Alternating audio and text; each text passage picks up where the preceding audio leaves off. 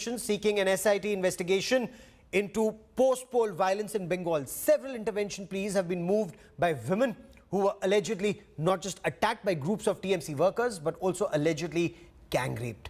3 separate applications have been filed in the Supreme Court seeking an SIT probe into violence after elections.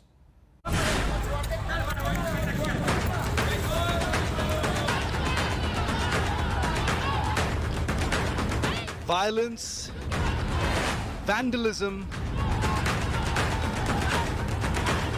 arson. The eruption was instantaneous. Just minutes after Mamata's huge victory in Bengal, these were the scenes in the state. Amidst the violence, allegations of sexual violence and gang rape also erupted. Allegations that quickly sank amidst a ferocious war of words between the victorious Trinamool and the new opposition BJP. And now, over a month later, fresh, horrific details of alleged gang rape have emerged.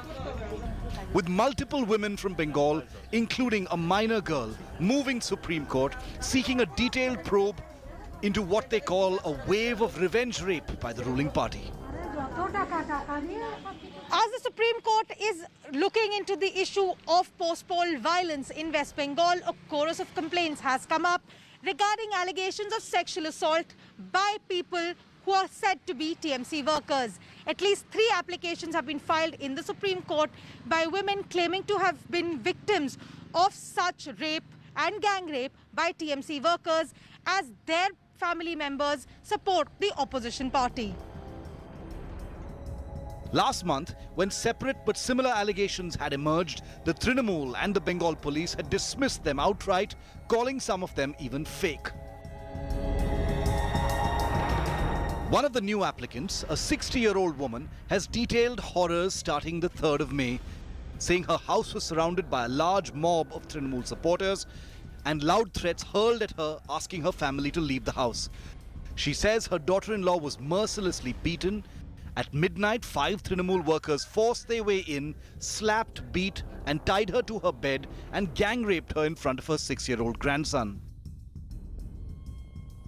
A separate plea alleges that a group of 4 men dragged 2 girls into a nearby jungle where they assaulted the 17-year-old and raped them one by one for more than an hour. The plea states that they were attacked and gang raped solely for their families' political affiliations and religious beliefs. In her plea before the Supreme Court, the 17-year-old alleges that she was sent to a child welfare home and wasn't allowed to meet her family. Similar allegations have been made in a plea by a 19-year-old woman.